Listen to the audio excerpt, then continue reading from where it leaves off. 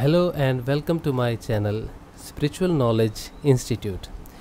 In the last two sessions series of internal sound, we discussed about what is Naad and the basic definition of Naad. Then in the second session we talked about you can hear it from any of the ear, that does not make any difference, that depends on our consciousness. And we also discuss how we differentiate internal sound from tinnitus. In this session we will discuss about how we study the internal sound. What is the difference between listening to the naad and studying the naad? In Hindi we call it anusandhan. Anusandhan means doing experiment with the internal sound. See, if somebody is talking and you are sitting in a class, the lecture is going on and you are just listening to it, it doesn't make any valuable addition to your knowledge about what lecturer is talking about. That means you are just listening to the lecturer, but you are not paying attention that what lecturer is saying. This is what listening to the naad comes. But when you pay attention to the teacher, to the lecturer, and you understand what lecturer is saying, you pay close attention, you understand everything, and you get knowledge about it. This is a value addition to your knowledge. Similarly, when we start hearing the internal sound and we understand this is sound, this is not tinnitus, we must study it to find internal peace. So what we do, we start hearing the internal sound with earplugs. We think that putting up earplug will help us to listen to the internal sound and it will give us benefits.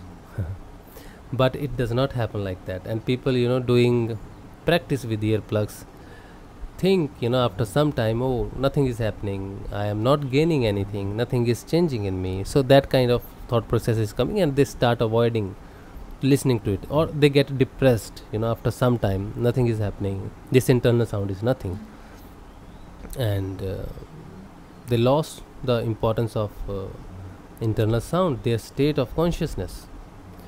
So they keep on at the same level for long time, and they do not move up in the conscious level. So what you should do when you start hearing to the internal sound, you should not use any method, you should not be very clever with the sound, because sound is more clever than you cannot you cannot use any medium to listen to the internal sound, that okay, I am listening. So what is the exact meaning? How do we practice it? Now, as I said, you have to pay attention to the sound. Like, say a bullet train is going on, you are just seeing the whole bullet train from a long distance, it is going on, you're looking at the whole bullet train. But if I ask you to concentrate on a single compartment of bullet train, what you'll do, it is going too fast and you are trying to concentrate on a single compartment of a bullet train. What will happen? You need a very close look, very close attention for that compartment.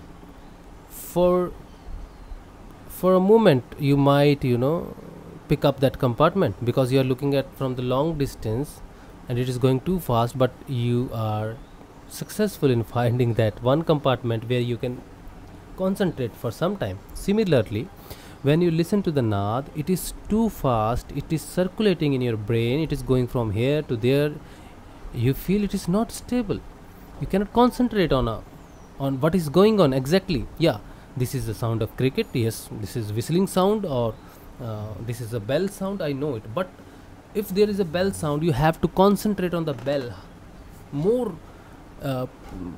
with high concentration, with more dedication or more practice with it. You have to give more attention to the sound. You might have any kind of different sounds also, the sound of thunder, the sound of flute, any kind of sound you can hear. You should not feel that that kind of special sounds comes only in a deeper meditation state, or sometimes a special state of mind for very small time. That means a higher conscious level actually.